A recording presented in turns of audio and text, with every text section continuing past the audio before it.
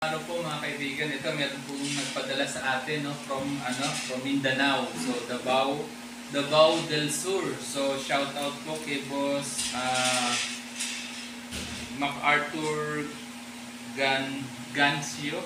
So medyo malabo lang yung yung pagkaka-print. So Sir MacArthur, maraming salamat po dito sa pinadala ninyo. So gagawin na po natin ngayon, no? So ngayon po ay araw ng Huwebes, July 18, 2024. So ang panel gauge po na ito ay sa Hilux. Okay? So ito po ay ang issue po nito ay nagbi-blink po yung T-belt niya, no? At the same time, after mag-blink yung T-belt, ayaw na rin gumana ng mga needle. So wala na rin po siyang mabasang odometer, hindi na rin po napalo yung mga temperature, yung gas. So ito po, gagawin na po natin. Okay, check muna natin no, kung may mga damage. So nga pala po, ito ipapalitan na rin po natin ng kulay ng LED. Kasi po yung mga ganitong katagal na model na more than 10 years na, usually yung mga LED nito malabo na po talaga eh. Ang lifespan lang po ng LED natin ay 5 years lang po, no? So beyond 5 years, so bonus na po yun. Parang mga LED lang po natin dito sa bahay, no? Okay, so ayan. Isa na po natin, no? So far, wala namang any physical damage dito sa pagkakabaklas mula sa sasakyan, no? At saka madali naman tanggalin po ito. Hindi po kayo mahihirapan. So, ayan.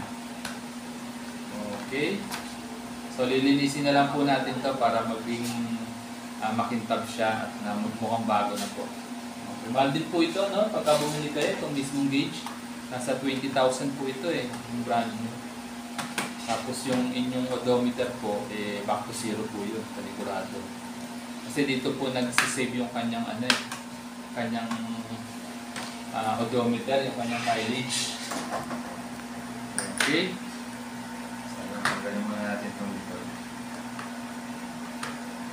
Ayan.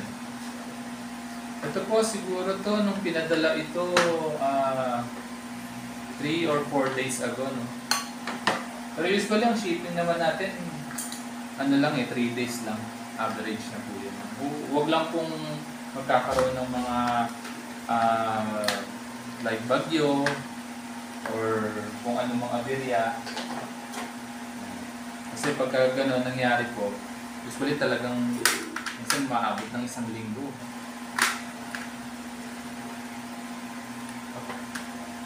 Gawin mo natin. Okay. Ito madali lang pagtatanggal nito, no? Meron tayong tutorial doon sa YouTube channel ko, no? Kung paano pagtatanggal, meron din technique doon ng pagbabaklas, pagre-repair. So, kung sa mga naunang vlog ko, nandun po yun. Check nyo na lang po. Sa mga gusto matuto, yan. Pero make sure na knowledgeable po kayo sa electronics. Kasi pag hindi, mahirap po. Kasi baka makasira po kayo. So ito, ingatan nyo po ito, no? Babasagin po ito. So, mahirap po yan. Walang nabibili niyan. Yung LCD niya. Okay. So, ayan. Yan, okay. Baklas na po ito. So, ayan. I-repair na po muna natin ito. No? Abutin tayo ng mga kulang-kulang 1 oras lang. So, i-post po muna natin yung video.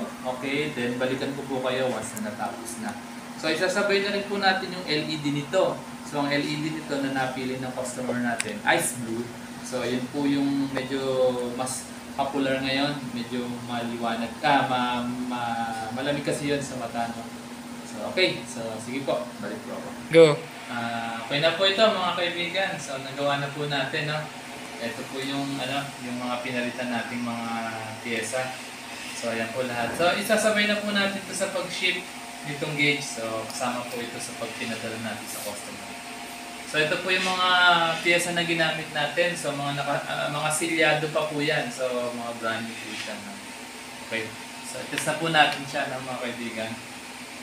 So, So, okay. Napalitan na po natin yung ano niya, ng ilaw. So, test na po natin. Kanina po, so bago ko po siya i-repair, so wala po talagang ilaw siya. Okay, so ayaw din pong gumana ng mga odometer. So ngayon tingnan po natin. Okay. 1, 2, 3. Yun, ilaw na. Oh. Ayan. So ice blue po yung ilaw natin dyan. No? So yun po yung ni-request ng customer natin. So ayan. Okay na po. So ilalagay na po muna natin siya doon sa lalagyanan niya. Tapos papaganahin po natin. So bago po natin siya ilagay, so linisin niyo po muna ito mga kaibigan. No?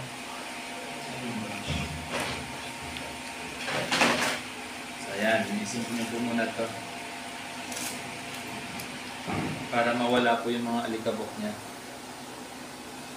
Okay. Dali lang namang linisin to, labas lang naman dito. So yan, tapos ikabit nyo na po ito.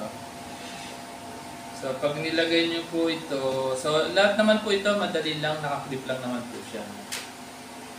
Okay. Ayan. Ayan, okay na. Tapos, lagay na po natin tong LCD. Ingat lang po dito sa pagkakabit nito, no? Pagka ayaw pumasok, huwag niyo po pipilitin, baka mabali po yung pin. So alalay lang po siya. Ayan. Tapos, kabit na po natin itong plastic. Ito plastic niya po. Plaster plastic niya. Ayan. Linisin niyo po din po muna para mawala yung mga likabok. So, ayan. Okay. Tapos lagay na po natin yung yung mga needle.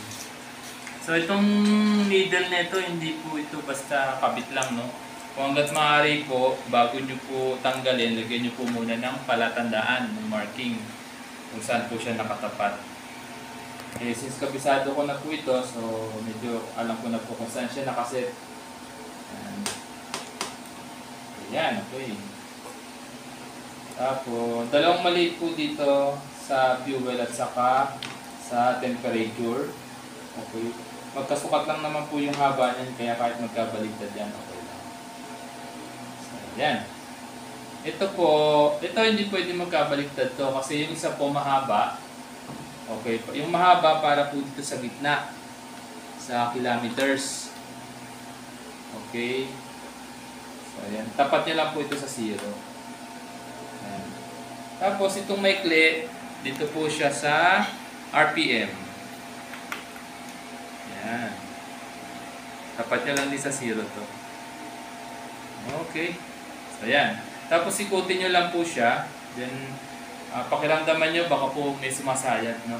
Pag may sumasayad, angat nyo lang po ng konti. Tapos, ito, ikabit na rin natin ito. Itong secondary cover niya. Okay. Yan. Tapos, ito naman, linisin niyo po ng acrylic cleaner. Okay, para mas magmukhang bago siya. Saka mawala yung mga likabok. Kasi yung mga likabok niyan, natatrap yan sa loob. So, mahirap pong tanggalin kapag mag-DIY kayo at yan lang naman ang gagawin ninyo. Pero pwede nyo rin naman pong pag-aralan. Yan. Ito. Ingat lang po, baka mabigat ang inyong kamay. So baka mag-crack po yung cover nito kasi lang po ito, malutong. Okay. Kaya ingat lang po. Kaya banayad lang po yung paglilinis. So linisin nyo po muna maigi yung loob. Yung labas mamaya na lang po kasi yung labas naman accessible naman siya. Okay? Ayan. Okay na. Yan, okay na. Then mamaya na po natin ikakabit ito, no? Papaganahin po yung ito, nakasetup po yan sa gitna. Okay, so kapag may problema po yung pagkakagawa, hindi po yan magre-reset sa 0. Hindi po yan bababa. Pero pag okay na po siya, bababa na po yan, iilaw, tapos makikita po natin meron na po siyang odometer reading. Subukan po Subukan po natin, no? Okay, 1, 2, 3. Yan, dapat bumaba yan. Yun, bumaba na ho. Yan, okay na siya, oh. So, may ilaw na rin siya. Medyo maliwanag lang kasi itong ilaw kaya hindi masyadong visible. Pero pag nilagay po ito sa sakyan, ang ganda po nito.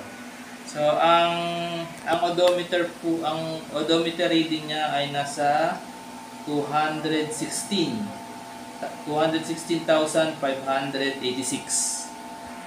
Okay. So, nung una po yan, wala po talaga siya eh. Blackout talaga. So, yan. Okay na po. So, pwede na po natin itong i-ship anytime tomorrow. So, maraming salamat po, Sir MacArthur. Thank you po sa inyong tiwala. So, mga kaibigan, yung details po ng aking paggawa, cellphone number ko at kung saan po ako nagsiservice, pakicheck nyo na lang po dun sa bawat vlog ng aking YouTube. So, andun po lahat ng details. So, kontakin nyo na lang po ako. So, muli, maraming salamat po sa inyong tiwala. Maraming salamat.